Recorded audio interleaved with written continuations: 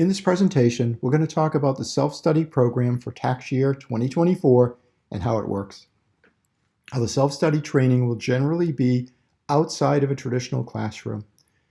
You'll view IRS and Tax-Aide publications and videos intended for volunteers to learn and implement tax law. And you'll spend considerable time logged into Tax-Slayer, which is the tax software we use to prepare practice tax returns while we're training.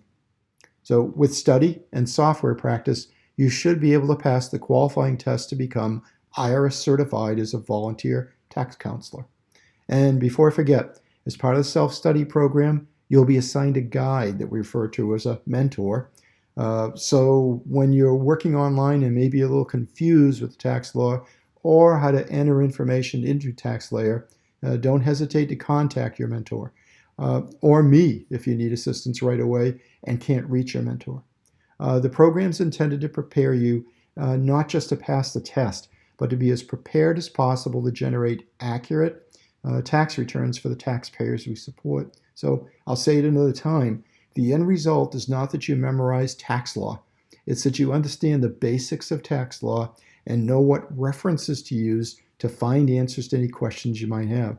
The toughest part of the training is truly learning how to use the technology and accessing resources you may need. It's not the tax law.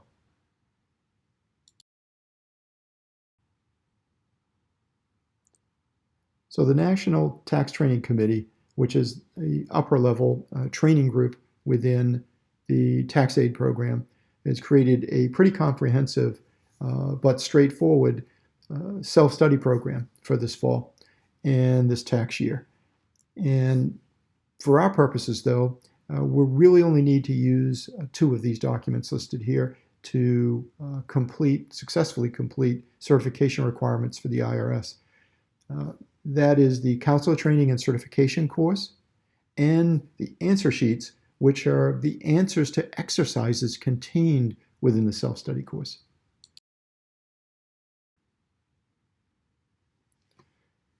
So as I mentioned, this year, Tax-Aide's National Tax Training Committee, or the NTTC, they've done a tremendous job, they really have, in revamping the self-study program from years past. In the process, they've made it much easier to achieve certification for new volunteers. The training materials are far more streamlined than they've been in the past.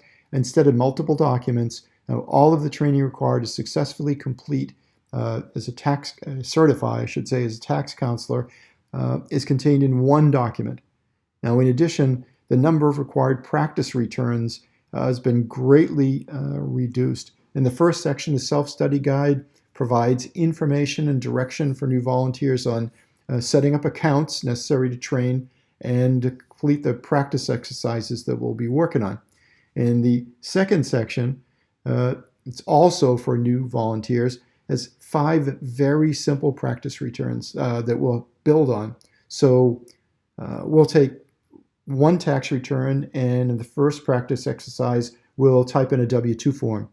And then in the next lesson, we'll add to it by inputting an interest form, and then a dividend form, and then a retirement income form. Now, in the past, we'd create a new return for every type of tax document, which is a real pain.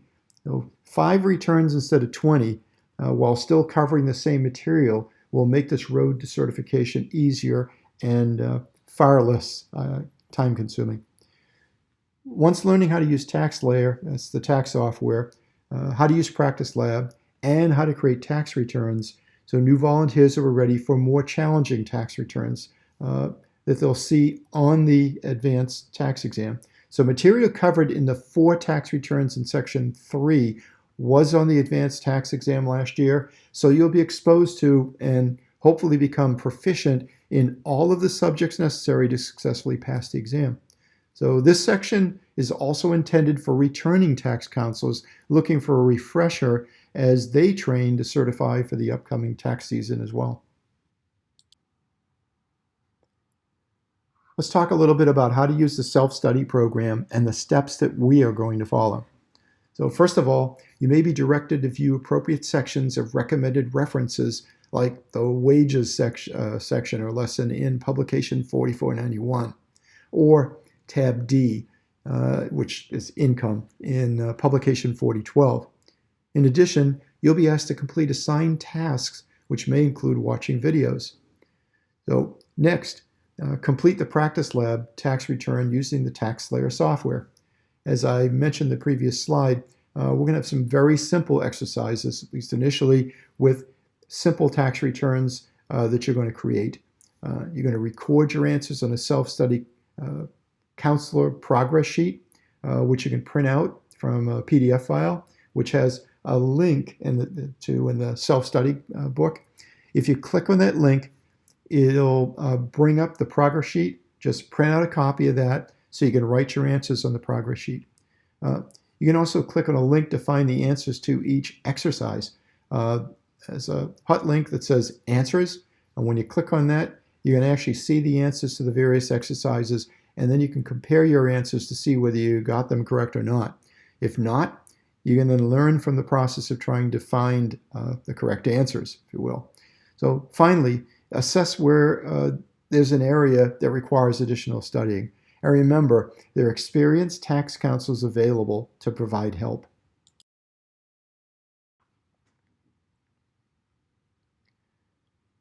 So volunteers will complete an exercise and may feel like they've learned a lot, and everything's good, but how do they know they got it right? What if it's wrong? So we don't want anyone to move on believing they've completed the exercise successfully if they haven't. So we'll provide the correct answers, and you'll be able to download a copy. If you compare your answers to the correct answers, you can then focus on trying to resolve any errors you may have, right?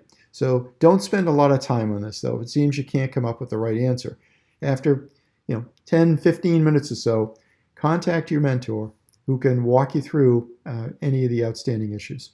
So the most valuable aspect of having an error is that you'll learn which reference document or documents to consult. It'll help you determine the correct answer, find the right answer. So at some point in the future, you'll be working on a taxpayer return and encounter an issue that requires you to find the correct reference material, and you will have learned where to go. Right? So learning where to find an answer is far more important than trying to memorize the tax law. So please note one thing. The software we initially be using for this tax season right now is for 2023. As soon as the software for 2024 is available, we'll be provided with the correct answers for 2024. So in the answer sheets, they may say 2023 in one column, and there's another one for 2024. That's because we're using the 2023 software. As soon as the 2024 software has been loaded, the NTTC will provide us with the answers to the 2024 exercises. Here's one of the lessons we'll be covering in the course of our self-study program. I think it's lesson 4. Notice it contains a description, in this case on interest income. It then provides a list of tasks, including reference documents and videos. Now, volunteers don't have to do everything that's listed in the task list. They can pick and choose what works best for them. I recommend you check out the video library because there's a lot of information there that'll be helpful. These aren't very long videos. They're generally about 8 to 10 minutes long, and they're really, really well made. Last in this lesson is an exercise. It's not shown in its entirety here, and that will require entering the information on an interest form into a tax return in Practice Lab. Here are the primary resource tools we'll be using while working through the self-study program. First is IRS Publication 4012. It's without a doubt the most important resource available to tax counselors. It's one I consult at least a couple of times a day, every day during tax season. So we'll discuss the document in more detail in just a minute. We'll also provide a separate demonstration on how to effectively use it. Publication 4491 is the training guide. It's referenced throughout the self-study lessons. It's a pretty big document. It's actually a book. So not something you want to print. There's quite a lot of information in the 4491, including illustrations and quiz questions for training reinforcement. As it contains so much information, it can get a little overwhelming. Some trainees prefer to rely more on the available training videos, which is fine. Whatever works best for you. Now, we've already discussed the use of Form 13614C in detail. For each self-study practice tax return, you'll be provided, with a Form 13614, or at least a section of it. The National Tax Training Committee, or NTTC version of Publication 4012 that we use is only available online, and it can be easily modified by Tax-Aide when needed. The latest version is available by using the link provided in the NTTC Training Links for New Volunteers document, which we discussed in an earlier presentation. Now, a link to the most current version of the NTTC is also provided on the Chromebooks that every counselor uses when generating tax returns during tax season. Now, the NTTC has enhanced the publication to include information, especially scope-related, that differs from the VITA version of Publication 4012. And let's look at a small example of that. Let's take a look at a small real-world difference between the two Publication 4012 versions. At least it was a difference. In tax year 2023, we started seeing code of 6 used in a box on one of the tax forms frequently provided to taxpayers. I mentioned earlier the NTTC version is available online only. Now, on the Chromebooks we use during the season, there are links that provide access to the 4012 and other useful reference documents as well. At our site, we always have a printed copy of the 4012 available within easy reach of all of our tax counselors. It can save time versus looking up the information online. Every year, rather than printing out all the unnecessary pages that are the same between the two, I print out all of the NTTC modified pages and replace the corresponding VITA TCE pages with these.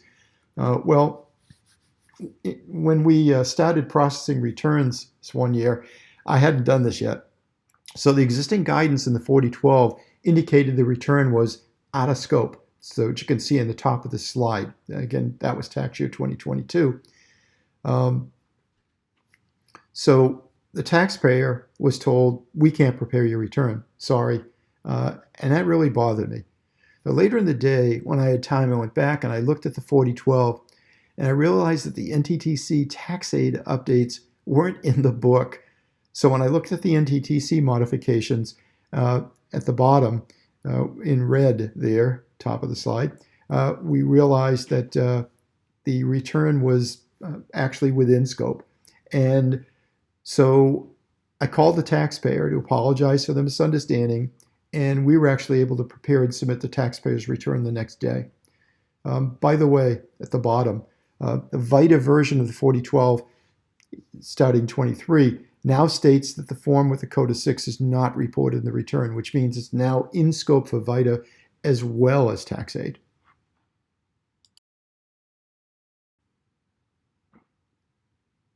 Okay, so we're just about finished with our introduction to the self-study program. There's a lot of information provided, and you might be thinking, where is it that I can find copies of the 4012 and the 4491? Or how can I locate a copy of the self-study documents, including the answer sheet?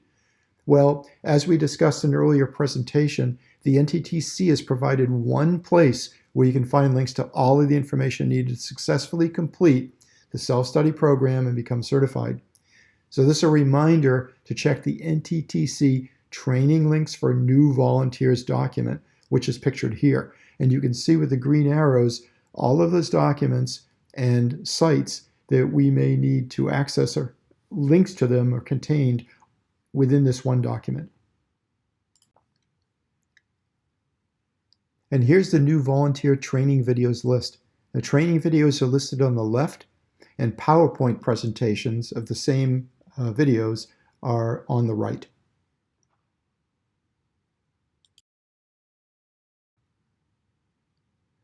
You'll initially be creating 2 accounts, one for the AARP portal and another for Practice Lab.